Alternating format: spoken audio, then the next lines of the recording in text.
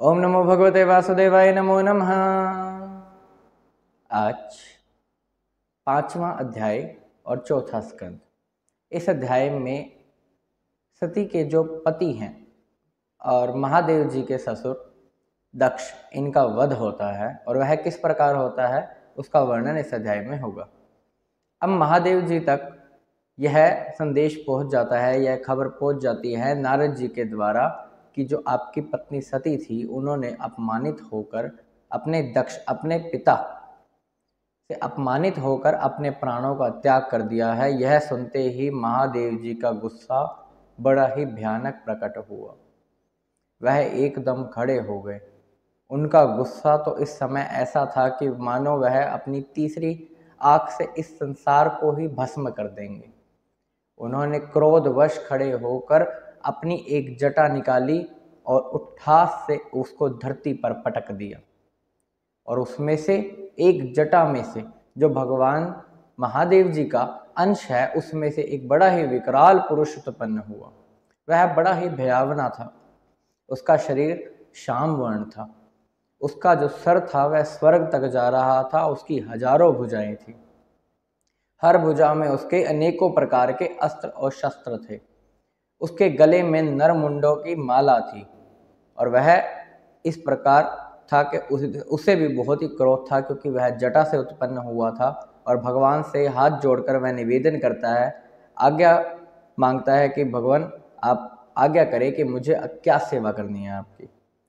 भगवान कहते हैं कि तुम जाओ, तुम मेरे ही अंश हो, मेरी जटा से तुम उत्पन्न हुए हो और जाकर दक्ष और उसका जो यज्ञ मंडप है सब में जाकर आग लगा दो, भस्म कर दो, सबको नष्ट कर दो सभी को।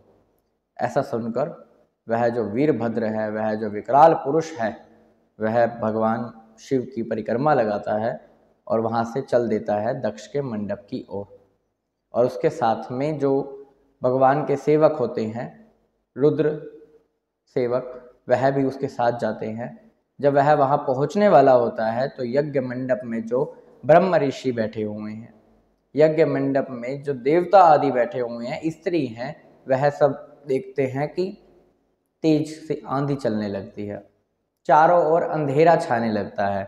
उनके बीच में कानाफूसी होने लगती है, बातचीत होने लगती है कि यह अंधेरा कहाँ से चल रहा है, यह आंधी कहाँ से आ रही है। इस समय तो ना तो गौ को चराने का टाइम है और ना ही कोई प्रलय वगैरह आया है। कुछ तो समझ जाते हैं कि शायद संसार का प्रलय होने वाला है, यही संसार का अंत है। यह सोचते ही सोचते जब वह विकराल पुरुष त्रिशूल लेकर, बड़ा ही भयावना त्रिशूल लेकर, बहुत ही बड़ा और इतना शक्तिशाली हट्टा कट्टा वहाँ पर पहुँच जाता है रुद्र सेवकों के साथ। वहाँ पहुँचते ही वह जो सेवक होते हैं, कोई मोटा होता है, कोई पतला होता है, कोई बोना होता है, तो कोई भूरे रंग का होता है, कोई पीले रंग का होता है, कोई मगर के पेट के समान होता है, मगरमच्छ की तरह। और वह चारों ओर से उस यज्ञ मंडप को घेर लेते हैं, सभी देवताओं को घेर लेते हैं, वहाँ जितने ऋषिगण होते हैं उनको घेर लेते हैं। अब उन्होंने मचानी शुरू कर दी तबाही। तबाही भी इतनी भयानक, उन्होंने सारा यज्ञ मंडप जला दिया। यज्ञ कुंडों के अंदर उन्होंने पेशाब कर दिया, जो अग्नियाँ थी वो बुझा दी।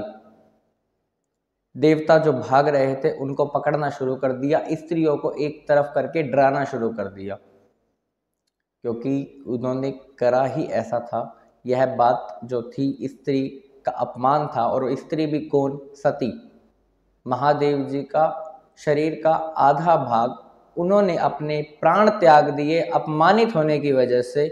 इस कारण से जो शंकर जी थे उन्हें तो गुस्सा आना ही था।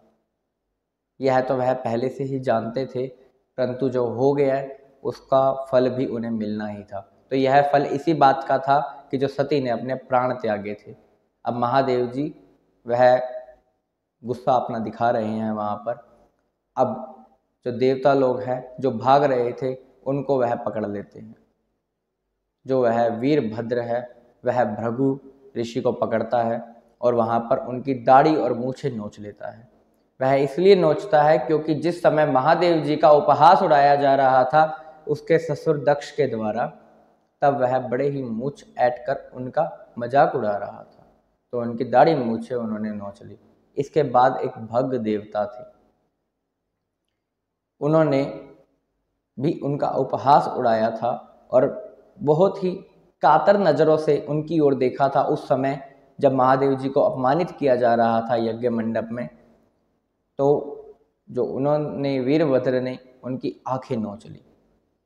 इसी प्रकार एक पूषा है, उसके दांत तोड़ दिए गए, जैसे बलराम जी ने कलिंगराज जी के दांत तोड़ दिए थे, उसी प्रकार पूषा के दांत तोड़ दिए गए वीरभद्र के द्वारा। बड़ा ही भयावना मंजर, हर जगह तबाही तबाही, आग लगा दी, स्त्रियों तक को पकड़ लिया, डराने और धमकाने लगे। अब दक्ष की बारी आती है। वह वीरभद्र उनकी छाती पर बैठ जाता है और तलवार से उनका गला काटने लगता है। बड़े कोशिशों के बाद भी उसका गला नहीं कटता। वह बड़ी कोशिश करता है। फिर उसे ध्यान आता है कि जैसे यज्ञ मंडप में यज्ञ पुष्पों की बलि दी जाती है, क्यों ना इसकी हत्या भी वैसे ही की जाए। तो यज्ञ पुष्प जो पशु जो होते हैं उसकी तरह दक्ष की बलि दे दी जाती है उधर, और उसकी जो मुंडी होती है वह यज्ञ मंडप में अग्नि में स्वाहा कर दी जाती है। यह देखकर जो भूत पिशाच आदि गण है, रुद्र सेवक हैं, वह बड़ा ही वाह वाह करते हैं, उसकी प्रशंसा करते हैं। और ये तबाही मचाने के बाद वह सभी के सभी कैलाश पर्वत को लौट जाते हैं।